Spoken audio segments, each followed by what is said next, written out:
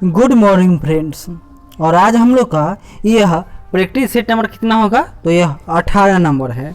और किस चीज़ का है, तो हम लोग बिहार के आने वाले जो भी आगामी एग्ज़ाम है, जैसे बिहार दरोगा मुख्य परीक्षा होगा, या बिहार एसआई का प्री होगा, या फिर ईएसआई का प्री होगा, या बिहार फॉरेस्ट ऑफिसर का एग्ज़ाम हो, या 66वीं बीपीएससी का प्री का एग्ज़ाम हो, या बीएसएससी इंटर लेवल, या कोई भी एनी अदर एग्ज़ाम हो, चाहे सीटेट का जो एग्ज़ाम होने वाला है 9 तारीख से वह हो, उस पर का भी फर्स्ट पेपर हो, उसमें भी क्वेश्चन आते हैं जीएस से संबंधित, चाहे कहीं का भी कोई एग्ज़ाम हो जिसमें जीएस के क्वेश्चन आएंगे, तो उसके लिए यह महत्वपूर्ण है। तो हम लोग इससे पहले 125 नंबर क्वेश्चन देखे थे। आज चलिए उससे आगे बढ़ते हैं। मनुष्य के शरीर में क्रेनियल तंत्रिकाओं की संख्या है, बताइए कितना है क्रेनियल तंत्रिकाओं की संख्या। तो इसकी संख्या आपको मात्र 12 जोड़ी है। कितना है, तो 12 जोड़ी। तो 126 का कितना सही होगा, ए। 27 नंबर, निम्नलिखित में से कौन सा लार का लाभ नहीं है, यानी सलाइवा का लाभ नहीं है, बताइए। यह निकलने में मदद करता है, सही बात। यह शरीर में आरबीसी की वृद्धि करती है, ऐसा कभी कभी पढ़े हैं, आज तक नहीं पढ़े। यह मुख तथा दांतों को साफ रखती है, सही बात है। यह होठों तथा जीवा की गति को अनुकूल बनाकर बोलने में मदद करती है, सही। यानी इसका कौन गलत होगा, तो यही गलत है, यानी 127 का बी। 128 नंबर पर आते हैं। गाय के दूध का रंग जिसकी मौजूदगी के कारण थोड़ा पीला रंग होता है, तो उसका कारण क्या है, तो पीले रंग होने का कारण है कैरोटीन। और 129 नंबर में क्या है, तो निम्नलिखित में से कौन सा रोग संक्रामक रोग है, तो गठिया संक्रामक है, नहीं है।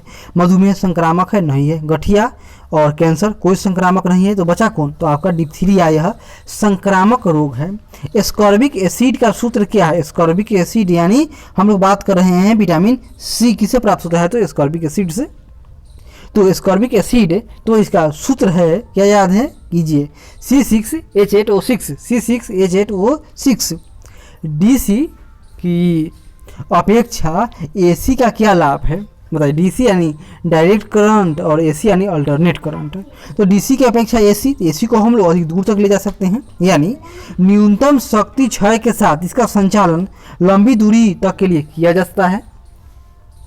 केंद्र सरकार के बजट के चालू खाते में व्यय की सबसे बड़ी मद क्या होती है, यानी सबसे बड़ा खर्चा जो केंद्रीय सरकार है उसका कहाँ हो जाता है, तो उसका सबसे अधिक खर्चा ब्याज भुगतान पर हो जाता है।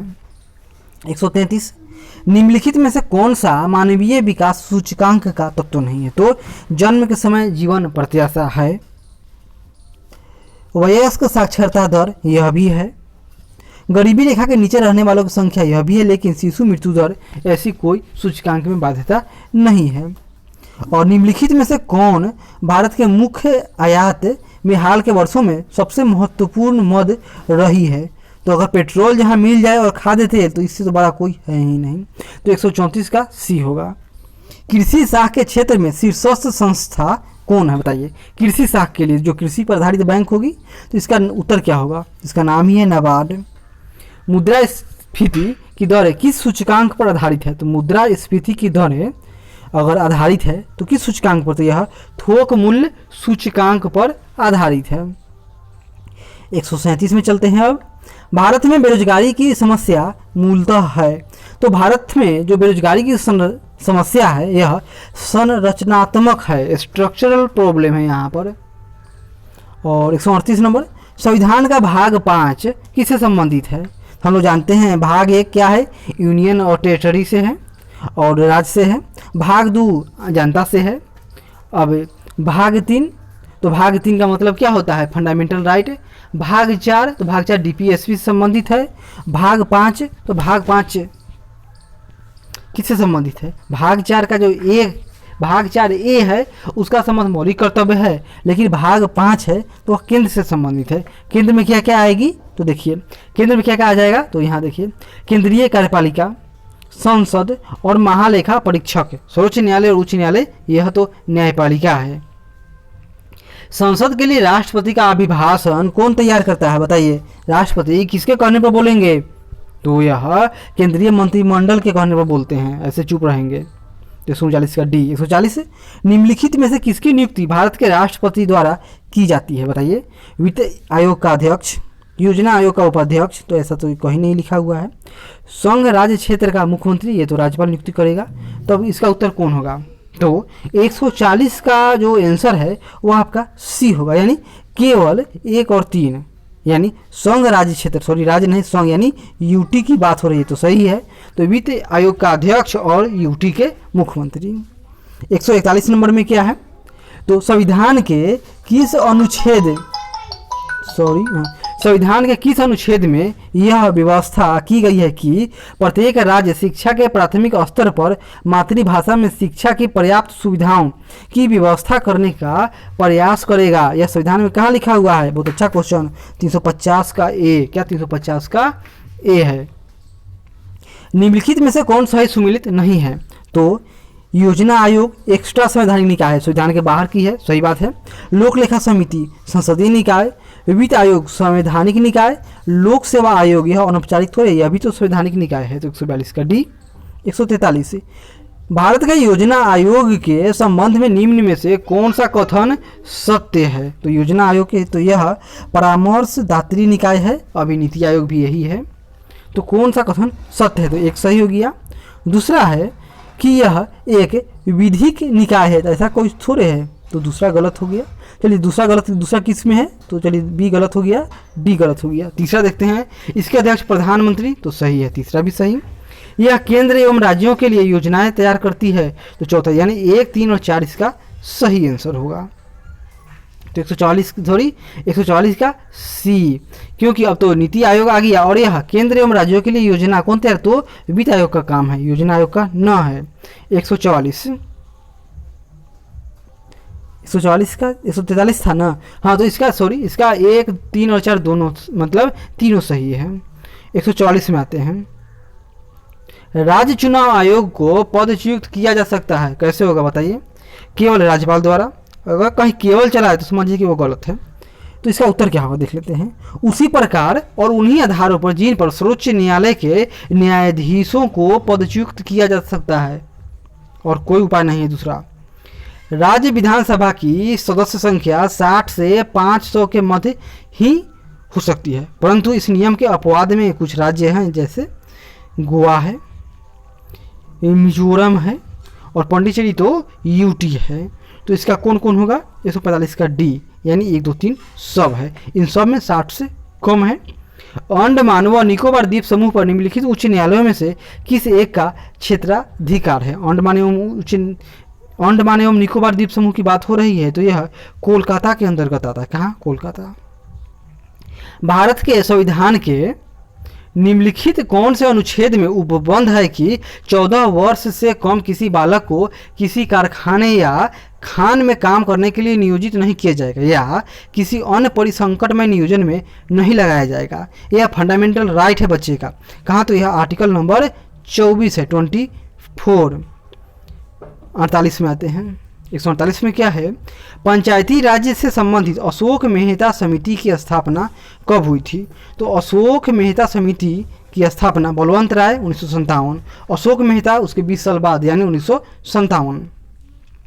संविधान के 73वें संशोधन में निम्न में से कौन कौन से उपबंध किए गए हैं? तो 149 में क्या क्या है बताइए? तो इसमें है कि मुख्य निर्वाचन आयुक्त के माध्यम से चुनाव कराना, क्या इसे था? ये तो गलत है, क्योंकि उसके लिए राज्य निर्वाचन आयोग का गठन किया गया था, तो एक गलत हो गया। चलिए ये हटाते हैं। राज्य शासन द्वारा कार्यों का न्यायगमन, हाँ 2 तो सही है, 2 नंबर सही हो गया। तीसरा देखते हैं, राज्य वित्त आयोग का सृजन, यह भी था। त्रिस्तरीय भारतीय संघ थोड़े बनाना था, यह तो पंचायत से संबंधित था, यानी 2 और 3 इसका सही ऑप्शन नंबर बी। स्थानीय शासन भारत के संविधान की किस सूची में वर्णित है? स्थानीय शासन, तो स्थानीय शासन का संबंध भारत के राज्य सूची में किस में है? तो स्टेट लिस्ट का विषय है। भारत में प्रथम नगर निगम की स्थापना कब एवं कहाँ हुई थी? तो इस बात यह मद्रास में और 1687 में हुई थी। महात्मा बुद्ध से संबंधित किस घटना को धम्म चक्र प्रवर्तन कहा जाता है बताइए? जब उन्होंने उपदेश दिया था, यानी सारनाथ में दिया गया इनका पहला उपदेश ही धर्म चक्र प्रवर्तन कहलाता है। अब 153 में आते हैं। यह कथन किसका है कि वित्तीय प्रशासन आधुनिक सरकार का मर्म है, यानी उसकी वो आत्मा है। बताइए, सब कुछ वही है। तो हुबर आयोग का कथन था। 154 में क्या है, वित्तीय प्रशासन के संबंध में प्रशासनिक सुधार आयोग द्वारा दी गई सिफारिशों में सम्मिलित नहीं थी। कौन कौन? तो और सब सम्मिलित रहा होगा। तो निष्पादन बजट की शुरुआत सही था, एवं 1 नवंबर से वित्तीय वर्ष की शुरुआत करना, ये सी कहीं कोई घटना नहीं है। ग्राम स्तर पर राजकोष की स्थापना और मंत्रालयों में वित्त सलाहकारों की नियुक्ति सही था, लेकिन यह नवंबर से वित्तीय वर्ष की शुरुआत ऐसा कहीं नहीं लिखा हुआ है। 155 विधानमंडल के समक्ष बजट प्रस्तुत किया जाता है। अब बताइए, विधानमंडल के समक्ष बजट प्रस्तुत किया जाता है किसके द्वारा? तो मंत्री पेश करेगा। तो 155 का क्या आंसर है? तो सही, यानी सी, मंत्री द्वारा। 156 में आते हैं, संविधान का अनुच्छेद 110 का 1 किससे संबंधित है? बताइए। तो यह बजट से संबंधित है, यानी 100 नहीं, एक बजट में तो 111 है, यह 110 का 1 आपके धन विधेयक से संबंधित है। 156 हाँ बीच सही है, धन विधेयक। 157 आय से अधिक व्यय होने पर क्या कहा जाएगा? बजट में घाटा हो रहा है, यानी घाटे का बजट है यह। पंचतंत्र की रचना किसके समय में हुई थी? पंचतंत्र की बात हो रही है, तो यह गुप्त काल से संबंधित घटना है। तो यह 58 का ए।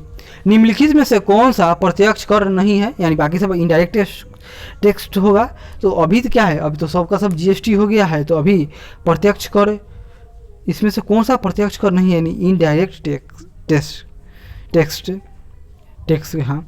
तो आय कर इनडायरेक्ट है, सीमा शुल्क तो प्रत्यक्ष कर नहीं है, तो संपत्ति कर वो देने में लगता है, लेकिन सीमा शुल्क यह इनडायरेक्ट लगता है। तो 159 का आपका आंसर सी होगा, बाकी सब डायरेक्ट कर है।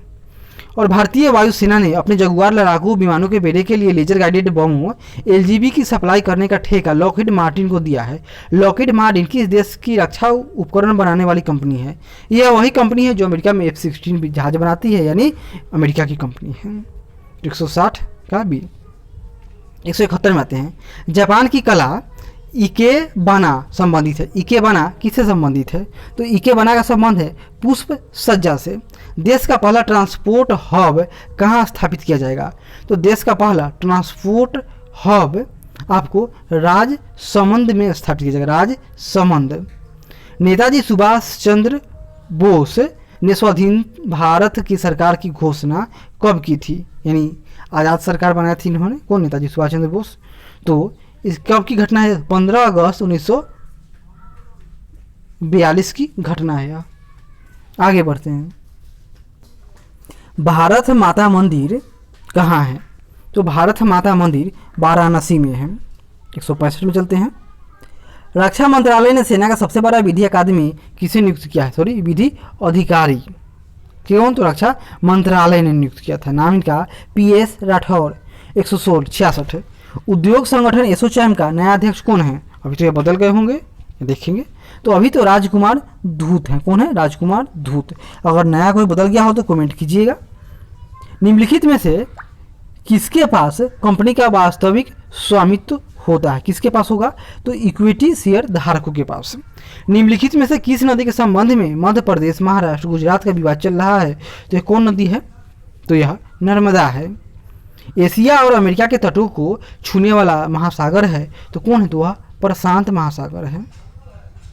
170 में आते हैं, भारत में निम्नलिखित में से वह फसल मौसम कौन सी है जो मई जून में शुरू होती है, जिसमें धान, ज्वार, बाजरा आदि मुख्य फसलें उगाई जाती है? उसका नाम क्या है? तो यह खरीफ की फसल है। और रबी में गेहूं, और यह शीत ऋतु में बोई जाएगी और गर्मी के दिनों में काट ली जाएगी। 171 में आते हैं, नेपोलियन प्रथम और ड्यूक ऑफ वेलिंगटन के बीच निम्नलिखित में से कौन सी प्रसिद्ध लड़ाई लड़ी गई थी? तो यह युद्ध था वाटरलू का मैदान, यानी वाटरलू का युद्ध हुआ था, जिसमें नेपोलियन हार गया था और इसको पकड़ के कहाँ रख दिया गया? सेंट हेलेना जेल में बंद कर दिया गया था। वह टापू है कहाँ? तो अटलांटिक महासागर में। सूर्य ग्रहण को नंगी आंखों से देखना खतरनाक होता है। क्यों?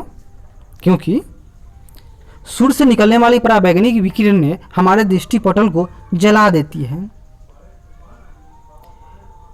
निम्नलिखित में से वह पदार्थ कौन सा है जिसका प्रयोग कपड़े से स्याही और जंग के धब्बों को मिटाने के लिए किया जाता है? उसका नाम क्या है? ऑक्जेलिक अम्ल। और निम्नलिखित में से वे दो तत्व कौन हैं जिनसे बहुत बड़ी संख्या में यौगिक तैयार होता है? सबसे अधिक कौन है? तो कार्बन और हाइड्रोजन। और पित्त निम्नलिखित में से किसके द्वारा तैयार किया जाता है? तो पित्त तैयार कहीं और होता है और स्टोर कहीं और होता है। तो स्टोर कहाँ होता है? पित्त ब्लैडर में। और इसको तैयार कौन करता है? तो पित्त का सिक्रेशन यानी स्राव होता है आपके यकृत से। तो यह 50 क्वेश्चन हो गया। इसके बाद फिर अगले बार मिलेंगे, तब तक धन्यवाद। आशा करते हैं कि अच्छा लगे तो ज़रूर लाइक करें, शेयर करें, कमेंट करें और सब्सक्राइब करें।